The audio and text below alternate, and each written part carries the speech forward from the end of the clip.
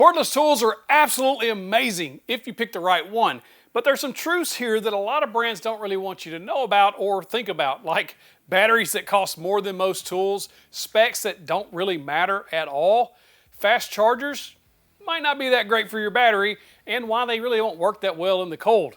The tools, that is. Let's go. And be sure to stick around to the end because truth number 9 will save you the most money in the long run. If you'd like to check out any of these tools that I show today, I'll put those links in the description, the pinned comment, shop button here on YouTube, as well as a QR code for my TV viewers. You can scan that with your phone, take you right to the links. I'll give you a second. Now let's go. Cordless, amazing for convenience, but there's an ecosystem tax a lot of people don't think about, like batteries, chargers, and even platform lock-in. In other words, you get locked into one tool platform that a lot of people really don't consider when they first start out, including myself. I didn't either. So the goal today is to kind of decode all of this for you to give you a better buying strategy so you make the right choice when you pick out cordless tools. Or maybe you'll find a cordless tool that you didn't know existed and now you need.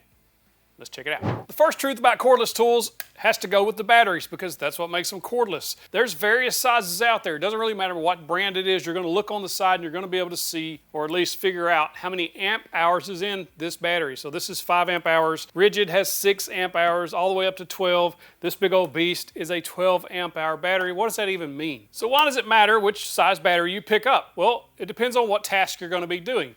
Both of these are 20 volt batteries, so they're going to both produce the same amount of power. But the difference is, if you do 5 amp hours times 20 volts, you're going to get the watt hours. Similarly, if you do the 1.5 amp hour times 20 volts, you're going to get those watt hours. And what you'll see is this bigger battery has about 3 times more run time. So all that means, if you're going to be using this for, say, sawing boards and things like that, you'd probably pick up this bigger battery. If you were doing tasks that you wanted a lightweight battery for like overhead drilling or something like that, you would pick up the smaller battery.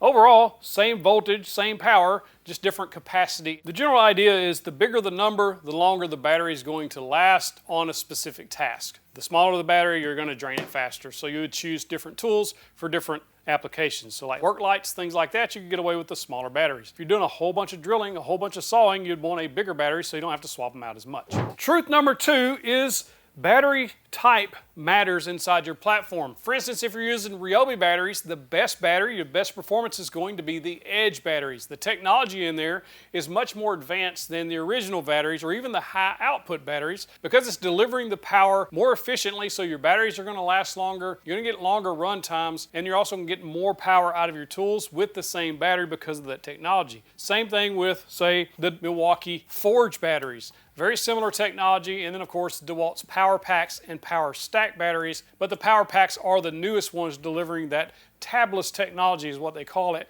but it's just a more efficient way. And this matters in a few reasons. For instance, the high output batteries are going to perform way better on saws, like miter saws, circular saws, track saws, that sort of thing. Or even the Milwaukee M18 dust extractor, you want these bigger batteries. It's going to give you a better performance overall and more run time.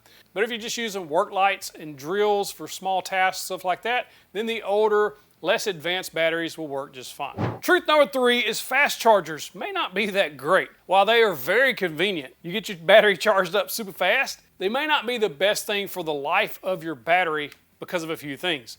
Now there's a lot of debate on this. If you go to Reddit and look up like fast chargers, people complain about everything on Reddit, including me. You can go look it up. But there's a lot of debate on how bad fast chargers are for your batteries. But the main reason they're not that great is heat buildup. Heat is the enemy of a whole bunch of stuff in woodworking, including batteries, sanding, sawing. All that stuff's not great for your tools, but when heat starts building up, it starts to damage these or break these cells down over time. Now, a lot of your modern fast chargers do have fans to help with that heat and stuff like that, but all of the fast chargers that I have used, you can still feel the battery's heat quite a bit when you put your hand on it. It's not hot where it burns your hand, but you can feel a lot more heat build up versus just a standard slow charger, a little trickle charger they used to call them. But if you want the fast charger and you don't mind replacing your batteries ever so often, then use the fast charger. But for the life of the battery, if you want like the most life possible out of that battery, if it's going to last you for as long as possible, then the slower chargers, less heat buildup is best. And here's a power tip for you on battery chargers. Never, ever, ever, under any circumstance, leave a battery in a charger unattended for lengths of time. Why? because those chargers have safety devices in them, and batteries have safety devices that will shut the charger off to prevent it from overcharging, but sometimes they fail. And sometimes products that are released don't know that there's a problem until there's a problem, there's a recall. And the last thing we want to happen is for you to have a house fire or a shop fire because you left the battery in the charger. Take those things off the charger if you're not in the immediate vicinity watching them. It's not the most convenient thing, but it's a whole lot better than having a fire. And you should keep a fire extinguisher in your shop. You really should. They're very inexpensive. I'll link to the one that I have in the description. Rule number 4, heat and cold will crush the performance of your tools. And I'm going to prove it. I'm going to take this DeWALT battery and this RYOBI battery. I have 4 just alike, or 2 each of just alike. Putting 2 of them in the freezer. We're going to let those freeze for a while, maybe an hour or 2, and then we'll come back and see if there's a performance difference using just a drill. Stay tuned. But while we wait on that, the reason this happens is a lot of times if you look on the website, specs and things like that of these tools, they'll tell you not to leave these in 0 degrees or less or over 90 degrees. That heat and cold degrades these cells over time, and it just causes these not to last as long. So if they're laying in direct sunlight, stuff like that, I know some can't be prevented if you're working outside in the job, that sort of thing. It's just going to happen. It's going to be dropped in the snow or whatever. Stuff like that's going to happen, but if you can prevent it, keep them as comfortable as possible. Remember, if you're cold, they're cold, bring them inside. Truth number 5, probably one of the biggest decisions and hardest decisions that you're going to make when you start out is, what battery platform do I choose? I mean, if you start looking at combo kits and bare tools, and man, it can get confusing because there's so many options out there. It's great to have options, but sometimes analysis by paralysis happens and there's just too many. What do? First, look at the tools you're going to need right now. For instance, most people buy a drill and impact driver right out of the gate with a battery and a charger, and it gets you going, right? What are the next 5 tools you're going to need in that platform? Make sure that platform has them. For instance, I started with this drill right here. This is the RIDGID Gen 5X. It's been a fantastic drill. Sounds a little rough now. I may have gotten it rained on. It's been a great drill, and RIDGID makes great tools.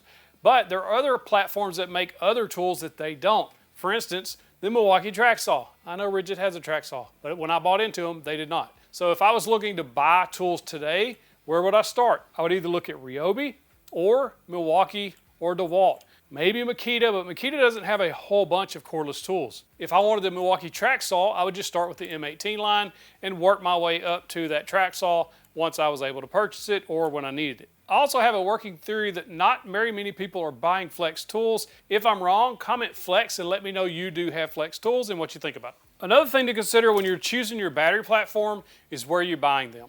Milwaukee has authorized retailers and some retailers that are not authorized. For instance, Milwaukee, RYOBI, and RIDGID cordless tools are not authorized to be sold on Amazon, even though they are. So you could run into some issues with warranty claims or anything like that if you buy from the wrong place. Just make sure you're buying them from reputable dealers and or retailers like Home Depot, Acme Tools, Tool Nut, those type places, especially with Milwaukee tools. And of course, RIDGID and RYOBI are only approved to be sold new at Home Depot. You can get some refurbished tools from CPO outlets and things like that, but stick with Home Depot for the new ones. You'll also, personally I think, want to stay away from adapters and third-party batteries. You can buy those on Amazon and Temu and places like that. You can get a fake RYOBI battery or a knockoff RYOBI battery and use it in your tools. It may be okay. It may not be okay. It may not last as long as far as the battery life and the performance. It may. But for my peace of mind, I only buy OEM batteries, and I would suggest you do the same. And I know these tools are expensive. The batteries are expensive. But you can save money on those if you sign up for my Daily Tool Deals email. It's free. First link in the description. Put your email in. I'll send you an email every single morning with the best deals of the day. That way, save you some money. Before we get to number 6, don't forget about those cold batteries that we put in the freezer. They're still chilling, and I want to see how they perform when they're ice cold. Truth number 6, and this will probably trigger some hardcore tool fans. The specs don't really tell the whole story, and a lot of times they don't even matter. This DeWALT XR hammer drill with that 8 amp hour power pack on there is extremely powerful. Could probably break your arm or at least your wrist. So much so they built an anti-rotation into it so that it shuts the motor off so it doesn't do that. It has some very impressive specs. But do I need this all the time? But this little Milwaukee M12 drill, absolutely not as big, absolutely not as powerful, but absolutely does most everything I need to do in the shop. Probably everything I need to do. Drilling holes and driving screws, and this thing's heavy. This thing is light. I prefer to use this in the shop. But just because this has better specs doesn't mean it's better for the job. A lot of people buy based on specs. It has the most torque. It has, you know, all this stuff. Most woodworkers, that's not going to matter in most cases. If you can drill a hole in a timely manner without the tool shutting off, it's really all you need most of the time. Or take an impact driver, for instance. You're driving screws with it. All of them are going to drive screws into wood. Most of us aren't driving 6-inch lag bolts in wood. You're driving screws, pocket screws, or just regular standard wood screws, things like that, stuff around the house. You don't really need something or have any use for something that can drive a 6-inch lag screw into some white oak. Like most people don't. So I wouldn't worry too much about the specs. Just pick up what works. Most modern drill and drivers are going to be perfectly fine. Where specs will matter, back to the batteries. The more updated batteries with the tabless technology do matter. And I put those through the test, testing saw speed and all kinds of stuff, and they just work better. You're getting better battery life, better performance out of those batteries. So that's one time that I think specs do matter. And here's a shocker coming from me. Not all tools need to be cordless. They don't. I like cordless tools. I think they're great. But I also think there's a time and a place for corded tools. And a lot of people actually prefer corded tools to cordless. For instance, I like a corded table saw. I tried the Milwaukee M18 cordless table saw. It works fine. Like, it was fine. It's pretty good, actually. But I wouldn't want to constantly be charging batteries when I'm ripping down sheet goods. I would prefer just to plug it up and go to work, like my DeWALT table saw. I love that thing. Also, a lot of people don't want to get into a battery platform. Craig just released this brand new cordless track saw. Maybe you just want the corded Craig track saw, and that's perfectly fine. Makita makes an excellent corded track saw that very few people even think about because they're all looking at cordless track saws. When the corded Makita would probably be best for most people if they don't want to get into a new cordless platform like the Milwaukee. So not always do you need to pick up a cordless tool. Before you buy, just make sure you need that cordless convenience versus the actual power and overall run time of having a corded tool. It's a lot of benefits there. I'll give you a big fat for instance. I love the fact that Milwaukee has the M18 dust extractor. It is cordless, but it can also be corded. It's actually more powerful on the cord versus on the batteries, and I use it all the time in the shop. It is awesome. But I can do either cordless or corded, kind of like the Metabo line. I like the fact that Metabo, they have an adapter that'll let you do cordless or corded on their cordless tools. I wish all tool platforms did that, and I'm hoping more do that in the future. Truth number 8 on cordless tools, eventually you're gonna want more batteries. I've got multiple batteries of all platforms that I use around the shop because I don't wanna have to wait on a battery to charge. So some of the consumables, including batteries, are gonna benefit you to buy more. What I prefer to actually buy is 5 amp hour or more, 4 amp hour or more, depending on the platform, where their amp hours will align. I do have some smaller batteries, but I do prefer the bigger ones just because they give you a little bit more runtime. Another thing a lot of people don't think about with the batteries is the bits and the blades you're using actually matter, because if you're using an old dull cheap blade or just a knockoff blade that's not very good, it's going to put more strain on your tool, which is going to drain the batteries faster. So I actually recommend buying really nice blades or good blades as you can afford them. Diablo makes good blades, Hercules makes good blades, DeWALT, Milwaukee, like all of them are making really good blades, especially for cordless tools. The coated blades, the Teflon coated blades, just help it cut a little better. Most all of them are thin kerf. That way you don't have to take off as much material. It's not putting as much strain on your battery and your tool. So pick out good quality blades. Make sure to keep them sharp. You'll be good to go. Truth number 9, the long game. Saving you the most money long term on batteries. A lot of people don't really think about this, but if you don't drain them all the way to 0, in other words, when they get down to 1 bar, charge them back up. Don't let them go all the way to 0. If you drain them to 0 and then charge them back up, drain them to 0 and charge them back up, if that's how you're using their batteries, it does hurt the battery life long term of these things. It's the same reason why your phone alerts you when there's 20% battery left. They don't really want you to go all the way to 0. And it's also why it optimized charges all the way up to a certain point, and then it slowly trickle charges all the way up, because heat and that recharging over and over and over does over time degrade the batteries. And one of the things you can do to help prevent that is to not let them go all the way to 0. In other words, when there's 1 bar left, swap the battery out. Put a new battery on, charge this one back up. If you use a trickle charger, not the fast charger, that will also help as well. Also, keep those contacts clean. Don't let sawdust and grit and junk get clogged up in there. If you can keep them stored in a relatively temperature controlled space, if it's in a garage or a shed or something like that where it doesn't get excessively hot and excessively cold, that also could help the battery life. Remember, we talked about that a little bit. And overall, if you take care of your batteries, they'll take care of you most of the time. Truth number 10 is a true budget hack. Most people won't do it though. Mix cordless and corded tools together. You don't need cordless everything. Most of us in the shop, now if you're going to job sites, that's totally different, but most of us in the shop don't need cordless everything.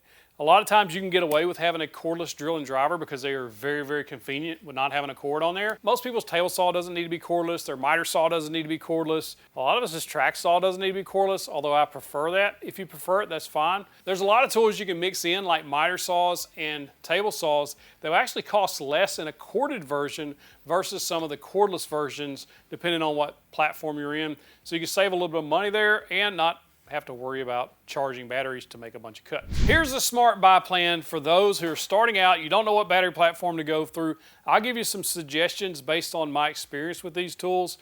But the smart thing is to pick the tool that you're going to want or the brand you're going to want and buy the drill and impact driver. That's what most people start out with. Avoid the 6 and 12 piece combo kits because a lot of those have filler in it like work lights and inflators and stuff, hot glue guns, stuff you probably won't use that often, especially as a beginner. You're definitely not going to need most of that stuff, and it's just a waste of money because a lot of times you can pick up the bare tool, very, very inexpensive, especially if you're following my deals emails. Pick up the core tools that you need right now, and then you can pick up the other tools later and avoid those combo kits. And a lot of times those combo kits come with a very much low amp hour battery and lower tier of the battery, so you're not even getting the latest technology in those combos most of the time. You'll also want to make sure you're buying brushless tools. For instance, the first tool kit I bought, I fell for it too, bought the kit, was the RYOBI kit. They were all brushed tools. Brushless gets better battery life and more power. So if you're looking at RYOBI, look at the 1+ HP line. This is the top of the line on the RYOBI scale. If you're looking at DeWALT, the XR is the top of the line. Atomics on there, they're pretty good too. They're also brushless. And then the regular DeWALT 20 volt max, a lot of those are brushed tools. And I would avoid those in most cases. They're fine for like DIY projects around the house once a year, twice a year, something like that, or a few times a year, hanging pictures, that kind of stuff. But if you're going to be using these tools a lot, you'll want to get the brushless tools. It's just going to be a better overall experience. If you're looking at Milwaukee, the M12 fuel line is what you're going to be looking at. And the M18 fuel line as well. The fuel is going to be brushless. Most of the other ones that just say Milwaukee 12 volt or 18 volt, they're not in the fuel line, so they're not brushless tools. Almost all of them will say brushless on the side if they are. And when you're buying your batteries, again, I would look for the 4 amp hour and higher for the shop. It just works out better. These aren't overly heavy. These are nice to have if you pick up one in a combo kit and you just have it around for overhead work or something, but for the most part you're going to want the battery life that's going to come out of these larger batteries. Now, what tool platforms should you buy? I say this all the time. What color do you like? Most of the time that's what people choose. They love red, so they pick up red. They love green. I actually like the RYOBI green. A lot of people hate on it. You like yellow. Like a lot of people pick based on that, and it seems silly, but it's true. I've heard it and I've seen it multiple times, and that's okay. In most modern tool lines, just make sure you're picking the brushless. Now, if I'm recommending budget level tools that are still extremely good, I have been nothing short of impressed by RYOBI. I bought my first set and started using them. Even though they were brushed, they're still very good. And then when I got the hold of these brushless tools, they're comparable to the DeWALT. Maybe not this exact beefy DeWALT, but the DeWALT Atomic, they're comparable to the Milwaukee M12. They're comparable to a lot of the other tools that I've used. I have zero complaints about the RYOBI tool line, and the amount of tools you can buy in the RYOBI line is absolutely insane. They have hundreds and hundreds of tools available that fit this same battery, and this same battery, they haven't changed it in decades. Their tools used to be blue, and this battery will still work on that tool, which is pretty cool. I like RIDGID tools. I think they're great. If you want peace of mind, lifetime service agreement, I had to use it on my router. That's a great line to go with. There's just a few tools in there that they don't have that I would like to see in there from other companies, but a lot of people like orange, so there you go. If you're looking for the mid to high tier tools, Milwaukee M12, Milwaukee M18, and DeWALT. probably my top 3.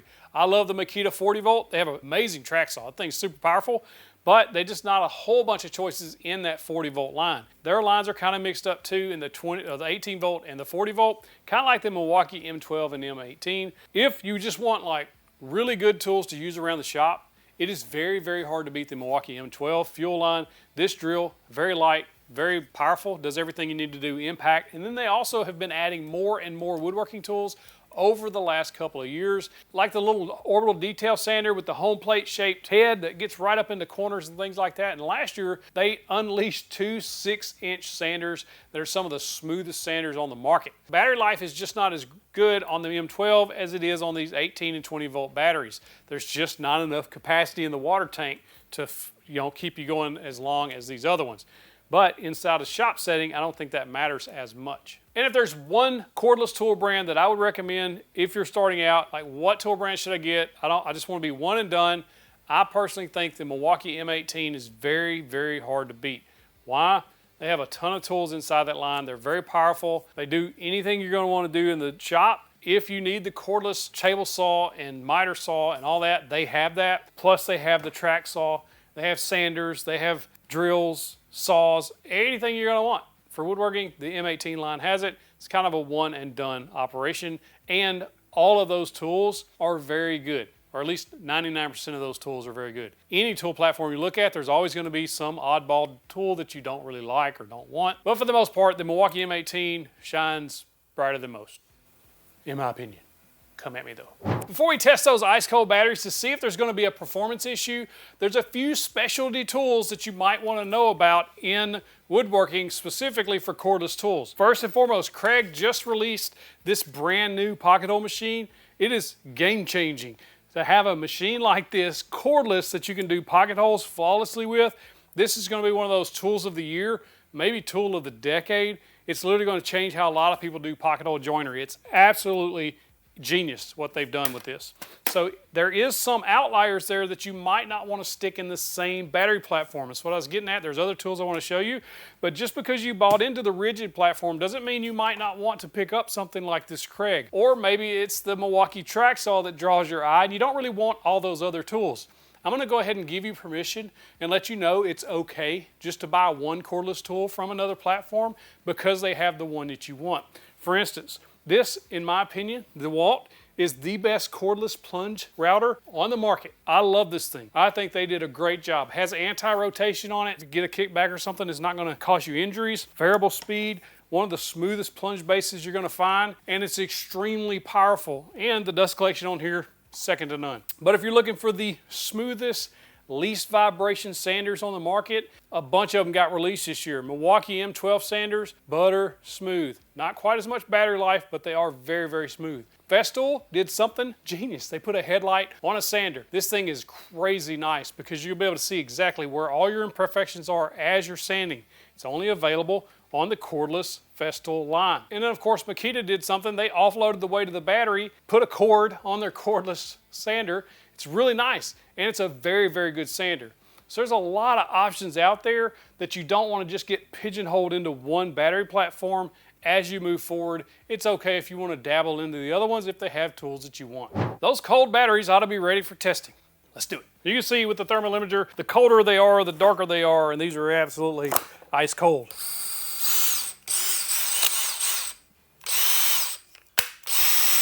I can hear a difference there. The DeWALT battery, absolutely the cold one shut off, and it was even kind of stalling out before it shut off. The warm one, a lot more power, blasted right through it, so absolutely the colder the battery, the less performance you're going to get out of the DeWALT. What about the RYOBI? Cold battery first. A lot faster. RYOBI battery, fairly similar, but I think the RYOBI was actually more powerful on the cold than the DeWALT cold battery. But comparing it to the room temperature RYOBI battery, there's no comparison to the RYOBI room temperature versus the ice cold one. The room temperature blasted through that, no problem at all. So that should prove it that cold batteries just don't perform as well. I know there's a lot of debate about it, but proof's in the sawdust there. If this video is helpful to you, that one right there, why most beginners waste money on tools they don't need, click that box. It'll help you a ton. Clicking the box gets you the big old virtual fist bump.